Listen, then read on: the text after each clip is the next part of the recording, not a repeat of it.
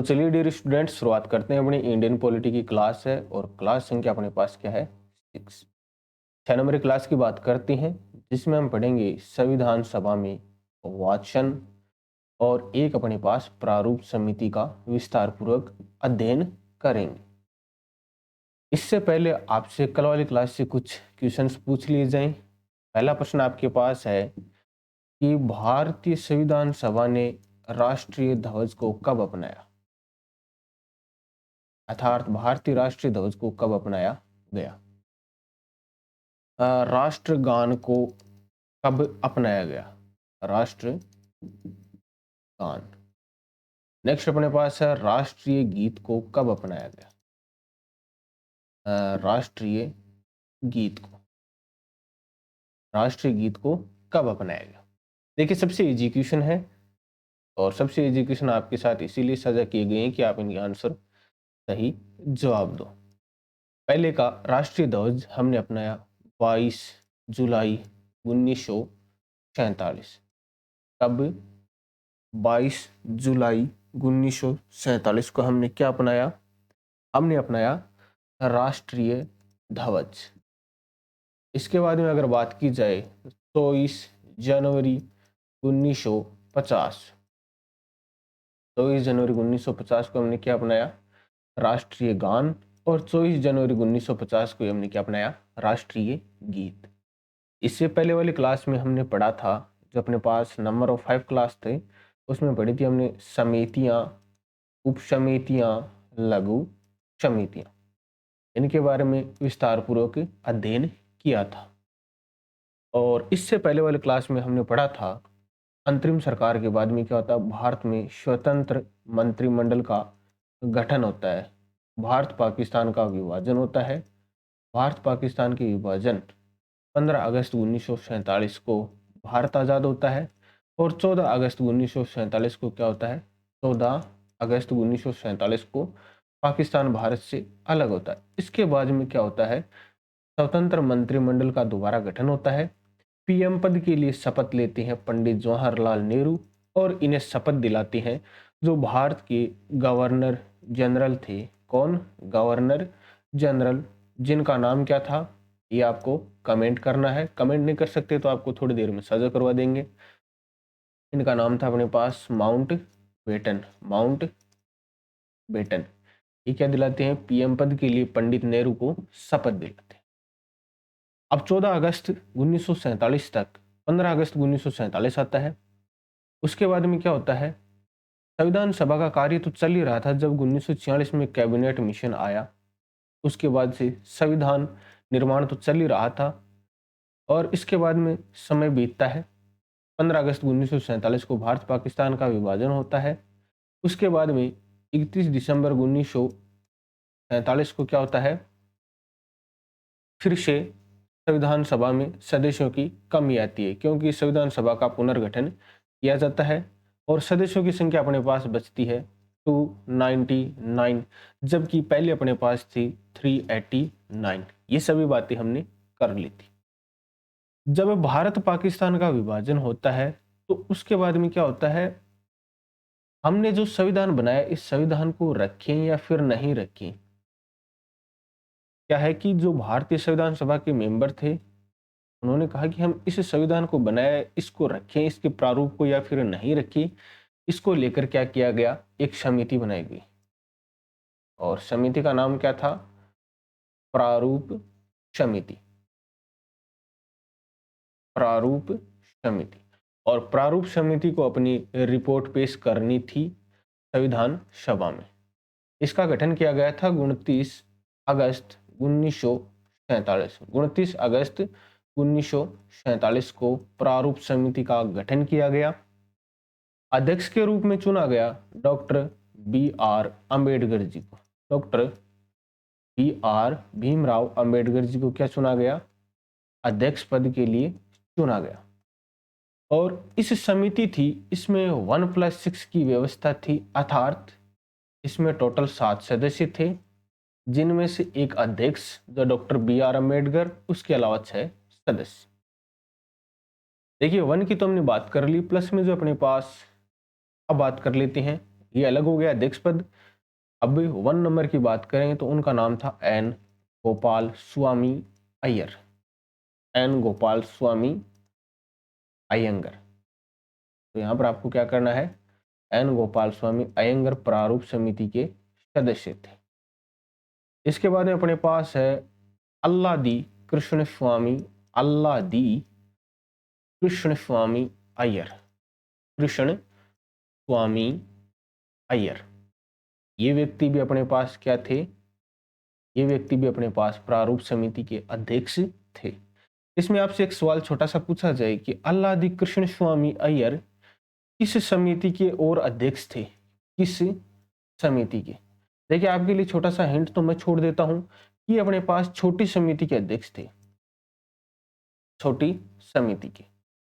Page को वापस मत पलटना, जितना आता है उतना कमेंट करना। छोटी समिति के अध्यक्ष थे। आपके साथ डेटा शेयर किया जाए तो छोटी समिति जिसका नाम था प्रत्यायक, प्रत्यायक या क्रेडेंशियल, क्रेडेंशियल जो समिति थी उसके ये अपने पास अध्यक्ष थे। ये छोटी छोटी जानकारी हैं जो आपको रिवाइज इसलिए करवाई जाती हैं कि आपको याद वापस रहे। नेक्स्ट अपने पास व्यक्ति थे सैयद मोहम्मद शाहदुल्ला, सैयद मोहम्मद, इसे शॉर्ट में लिख देता हूं सादुल्ला, सादुल्ला। अपने पास नेक्स्ट व्यक्ति रहते हैं जिनका नाम रहता है के एम मुंशी, डॉक्टर के एम मुंशी। आपको जवाब देना है कि के एम मुंशी किस समिति के अध्यक्ष थे, किस समिति के। इनकी भी बात करें तो ये अपने पास छोटी समिति के अध्यक्ष थे, छोटी समिति। और उस समिति का नाम अपने पास क्या था, नाम था कार्य संचालन समिति, कार्य संचालन समिति के अपने पास क्या थे, अध्यक्ष थे। जिनको याद है अच्छी बात है, जिनको याद नहीं है उनको क्या करनी है, इसके ऊपर थोड़ी और मेहनत करनी है। हमने 5 व्यक्तियों की बात कर ली। 5 व्यक्तियों की बात में अगर बात करें 6 नंबर व्यक्ति की, तो 6 नंबर व्यक्ति अपने पास कौन से, देखिए 5 कैसे हो गए आपको बताऊं तो 4 तो ये हो गए, एक डॉक्टर बी आर अम्बेडकर हो गए। चलिए इनको क्रमवाइज लगा दीजिए, 5 यहाँ पर लगा दीजिए, ठीक है ओके। 7 व्यक्तियों की बात करनी है जिनमें अपने पास एक व्यक्ति है N Madhav Rao, N Madhav Rao. 7 number जो अपने पास इस समिति में व्यक्ति है उसका नाम क्या है, डीपी खेतान, डीपी खेतान। इन व्यक्तियों को संविधान के प्रारूप पर चर्चा करने के लिए चुना जाता है। डीपी खेतान का क्या होता है, 1948 में निधन हो जाता है और इनके स्थान पर जो व्यक्ति आता है उनका नाम रहता है टीटी कृष्णाचारी, टीटी कृष्णाचारी। आप सभी ने इस नाम का भी नाम सुना है कि टीटी कृष्णाचारी कौन थे, और मैंने कहा था कि इसको ज्यादा इंपॉर्टेंट लगाकर नहीं लिखना है, जो उनको पहले पद दिया गया था उसके बारे में। टीटी कृष्णाचारी की बात करें तो ये अपने पास थे संविधान सभा के उपाध्यक्ष। सर याद नहीं आ रहा है, थोड़ा थोड़ा वापस रिकॉल करवाइए। टीटी कृष्णाचारी को कब चुना गया, देखिए अपने पास संविधान सभा की जो दूसरी बैठक हुई 9 दिसंबर 1946 को, उस मीटिंग में ये अपने पास पहली मीटिंग थी 9 दिसंबर 1946। सेकंड मीटिंग होती है 11 दिसंबर 1946। पहली मीटिंग में तो अस्थायी अध्यक्ष के रूप में डॉक्टर सच्चिदानंद सिन्हा जी को क्या चुना जाता है। दूसरी मीटिंग होती है 11 दिसंबर 1946 को। इस मीटिंग में अपने पास क्या चुना जाता है, अध्यक्ष पद के लिए डॉक्टर राजेंद्र प्रसाद जी को, डॉक्टर राजेंद्र प्रसाद जी को। किसके लिए, अध्यक्ष पद के लिए। इसके बाद में उपाध्यक्ष के लिए 2 व्यक्तियों को चुना जाता है। पहले व्यक्ति का नाम था, यहाँ पर थोड़ी सी हेडिंग लगा देते हैं, उपाध्यक्ष। और उपाध्यक्ष पद के लिए एक व्यक्ति को चुना जाता है जिसका नाम था अपने पास HC मुखर्जी, HC मुखर्जी। दूसरे व्यक्ति का नाम था टीटी कृष्णाचारी, टीटी कृष्णाचारी। और इन व्यक्ति को चुना जाता है जिनके लिए मैंने आपको कहा था इसको ज्यादा इंपॉर्टेंट लगाकर नहीं रखना है। कानूनी सलाहकार के रूप में चुना जाता है संविधान सभा में। कानूनी सलाहकार के रूप में उनका नाम रहता है BN राव। ये सभी जानकारियां आपके साथ साझा की हुई हैं, केवल इनका थोड़ा सा रिवीजन करवा देने से आपको क्या हो जाएगी, ये याद हो जाएगी। प्रारूप समिति का गठन होता है 29 अगस्त 1947 को। 7 सदस्य होते हैं, जिनमें अध्यक्ष के रूप में डॉक्टर BR अम्बेडकर जी होते हैं। और डॉक्टर BR अम्बेडकर जी जो स्वतंत्र भारत की सरकार बनी थी, स्वतंत्र भारत का जो मंत्रिमंडल गठन किया गया था भारत पाकिस्तान के विभाजन के बाद 1947 में, इसमें इन्हें विधि का पद दिया गया था, विधि विभाग इन्हें प्रदान किया गया था। सर इससे पहले जब अंतरिम सरकार थी 1946 में, तो उस समय यह पद किसके पास था, तो यह पद अपने पास था जोगेंद्र नाथ मंडल के पास यह पद था। तो ये भी आपको थोड़ी सी जानकारियां वापस रिकॉल कर लेनी है। इसके बाद में क्या होता है, इसके बाद में इन व्यक्तियों का चुनाव कर दिया जाता है और ये व्यक्ति क्या करते हैं, मात्र 6 महीने में 141 बैठक करते हैं, इतनी मीटिंगें करते हैं, इतनी 141 मात्र 6 महीने में। और ये अपनी रिपोर्ट पेश करते हैं भारतीय संविधान सभा के सामने और भारतीयों के सामने 21 फरवरी 1948 को ये रिपोर्ट पेश करते हैं और भारतीयों को 8 महीने का समय दिया जाता है। प्रथम प्रारूप पेश किया जाता है कि भारतीय संविधान कुछ इस प्रकार से होगा और इस प्रकार से संविधान क्या होता है, इन्हें भारतीयों को 8 महीने का समय दिया जाता है कि आप इस पर विचार विमर्श कीजिए। भारतीय इसमें कमियां निकालते हैं। कमियां निकालने के बाद में क्या होता है, 8 महीने के बाद में अक्टूबर 1948 को दूसरा प्रारूप पेश किया जाता है। अक्टूबर 1948 को दूसरा भारतीय संविधान का प्रारूप पेश किया जाता है डॉक्टर BR अम्बेडकर जी के द्वारा। इसमें भी थोड़ी सी कमियां रहती हैं। इसके बाद में क्या होता है कि 4 नवंबर आता है, 4 नवंबर से 9 नवंबर अर्थात 5 दिन, 4 नवंबर से 9 नवंबर 1948 को जो भारतीय संविधान था, इसका प्रथम वाचन किया जाता है। वाचन मतलब जनता को बोलकर बताना, उनके साथ जो भी जानकारियां वो साझा करना कि इस प्रकार से होगा, अब तो ठीक है। इसके बाद में क्या होता है, 4 नवंबर से 9 नवंबर आती है। 9 नवंबर के बाद में क्या होता है, 15 नवंबर से लेकर 17 अक्टूबर तक, 17 अक्टूबर 1949 तक सेकंड वाचन होता है। क्या होता है, द्वितीय वाचन। और भारतीय जनता को बताया जाता है कि इस प्रकार से संविधान होगा, इस प्रकार से बातें होंगी। इसमें लोगों से सुझाव मांगे जाते हैं दूसरे वाचन में, और इसमें अपने पास सुझाव आते हैं 653 और 653 सुझावों में 2473 पर क्या किया जाता है, 2473 को चुना जाता है और करेक्शन किया जाता है। इसके बाद में थर्ड वाचन होता है, तीसरा वाचन, अंतिम वाचन, जो अपने पास होता है कब से, यहाँ पर 17 अक्टूबर के बाद में आता है 14 नवंबर से लेकर 26 नवंबर तक। 14 नवंबर से लेकर 26 नवंबर 1949 को तीसरा वाचन होता है। 1949 को तीसरा वाचन क्या होता है, तीसरा वाचन। और तीसरे वाचन में 26 नवंबर 1949 को भारतीय जो संविधान था उसको लागू कर दिया जाता है। तीसरे वाचन के बाद में कब लागू किया जाता है, 26 नवंबर 1949 को।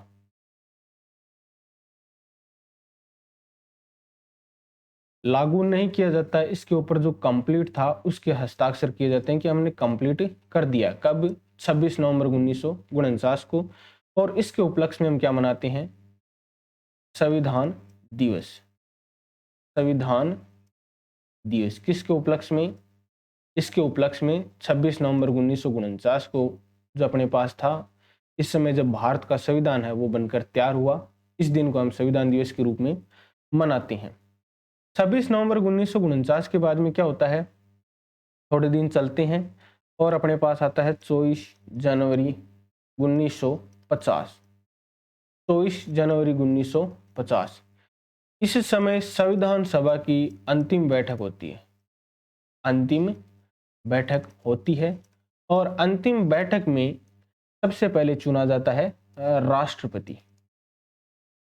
राष्ट्रपति के रूप में जो भारत का प्रथम राष्ट्रपति है, उसके रूप में व्यक्ति का नाम रहता है डॉक्टर राजेंद्र प्रसाद जी, जो अपने पास क्या थे, संविधान सभा के अध्यक्ष थे। इनको चुना जाता है किसके रूप में, राष्ट्रपति के रूप में। और 26 जनवरी 1950 को क्या किया जाता है, भारतीय संविधान को लागू किया जाता है।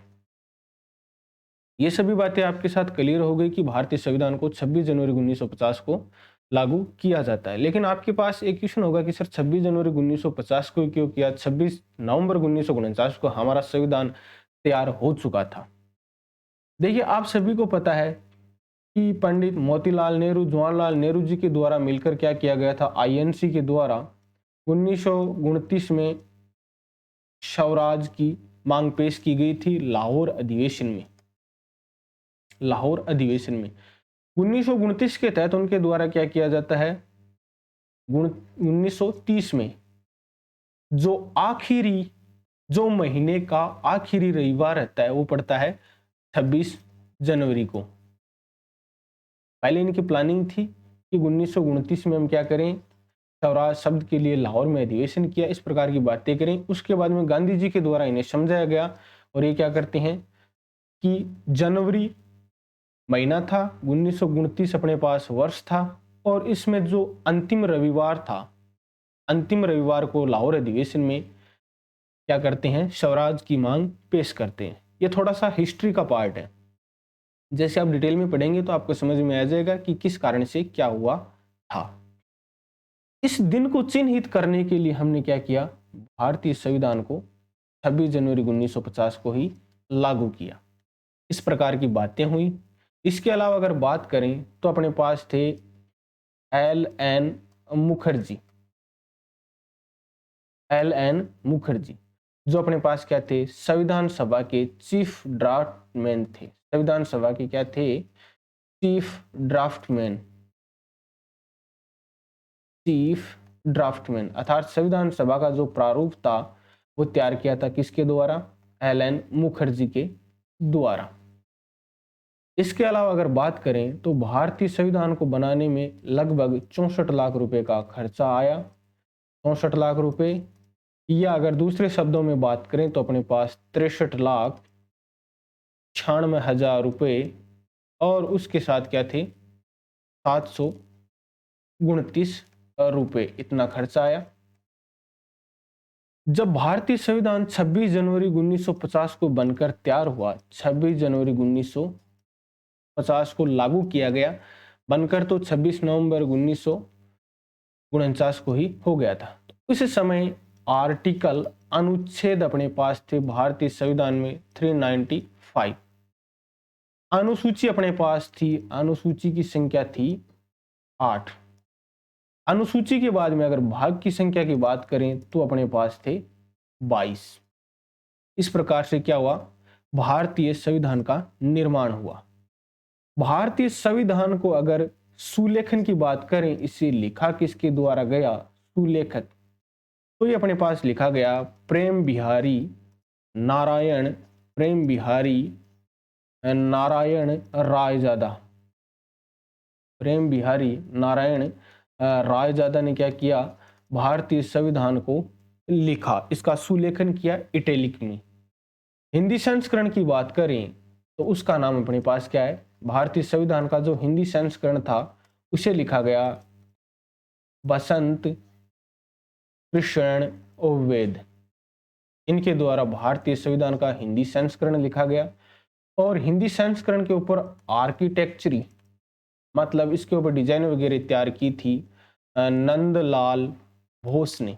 नंदलाल बोस ने क्या की थी, इसके ऊपर भारतीय संविधान के हिंदी संस्करण पर डिजाइन तैयार की थी। अगर एक इंटरेस्टिंग बात करें तो अपने पास भारतीय संविधान है, उसके मौलिक अधिकार अध्याय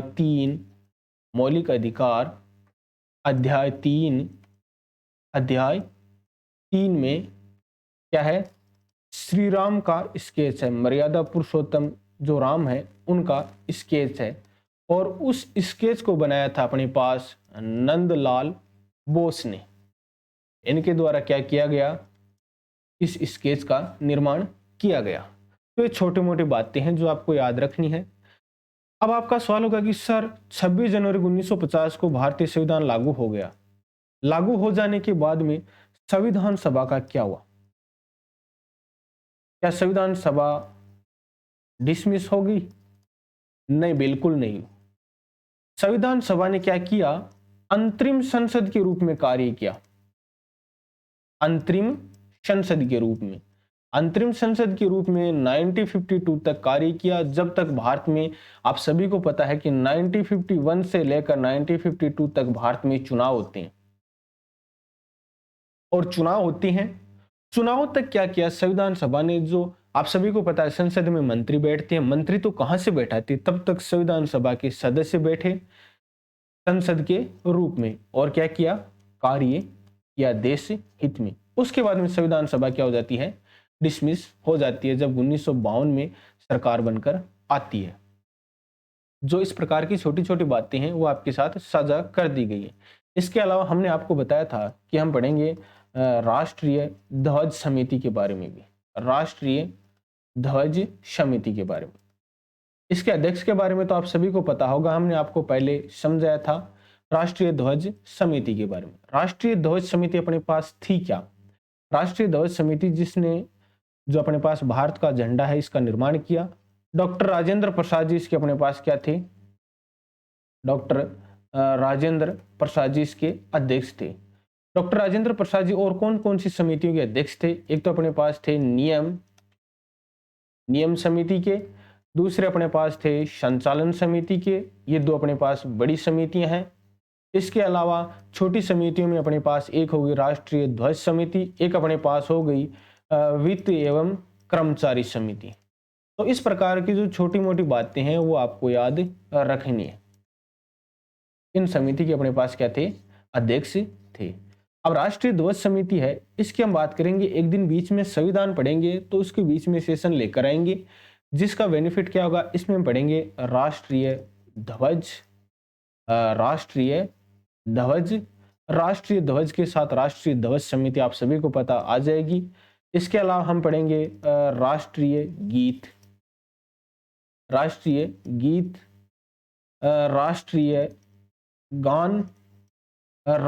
गान के साथ में जैसे अपने पास अन्य किसी प्रकार की डिटेल होगी वो पढ़ लेंगे।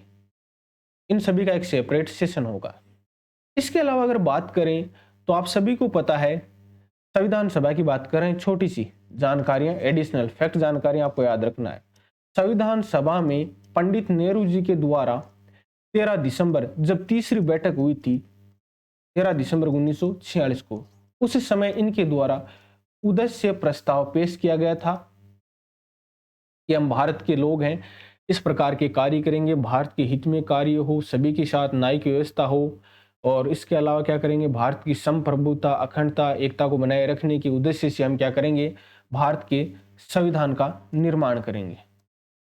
उद्देश्य प्रस्ताव पेश किया गया था इस प्रकार से पंडित नेहरू जी के द्वारा 13 दिसंबर 1946 को, 13 दिसंबर 1946 को। उसके बाद में क्या हुआ, इस उद्देश्य प्रस्ताव को 22 जनवरी 1947 को क्या कर लिया जाता है, 22 जनवरी 1947 को संविधान सभा के द्वारा एक्सेप्ट या अपना लिया जाता है। इस उद्देश्य प्रस्ताव के तर्ज पर ही इसमें करेक्शन थोड़ा सा करने के बाद में भारतीय संविधान की प्रस्तावना बनती है। ये बातें आप सभी को पता है कि प्रस्तावना भारतीय संविधान की इसी के आधार पर बनती है। लेकिन आप सभी ने गौर किया है कि सबसे पहले प्रस्तावना किस देश के द्वारा अपनाई गई थी अपने संविधान में? अपने देश का जो संविधान है भारत देश की बात नहीं कर रहा है। जैसे भारत है तो भारत, अमेरिका तो अमेरिका, जापान है तो जापान, फ्रांस है तो फ्रांस। इसमें प्रस्तावना सबसे पहले किसने ऐड की? तो सबसे पहले ऐड की थी अमेरिका देश ने। और अमेरिका देश का जो संविधान है उससे बनने में 4 माह इसका समय लगा था। और भारत के संविधान में 2 वर्ष 11 माह 18 दिन। ये सभी जानकारियां आपके साथ साझा की जा चुकी हैं। नेक्स्ट अगर बात करें तो नेक्स्ट हम क्लास में बात करेंगे, अपनी जो 7 नंबर की क्लास होगी उसमें भारतीय संविधान, जिसमें हम क्या पढ़ेंगे? जिसमें हम पढ़ेंगे आर्टिकल, अनुच्छेद, अनुसूची, अनुसूची के साथ में हम क्या पढ़ेंगे? भाग, जिसे हम बोलते हैं पार्ट। इन सभी का विस्तार से अध्ययन करेंगे और ये होते क्या है इनकी भी बात करेंगे। तो चलिए डियर स्टूडेंट, मिलते हैं नेक्स्ट क्लास में।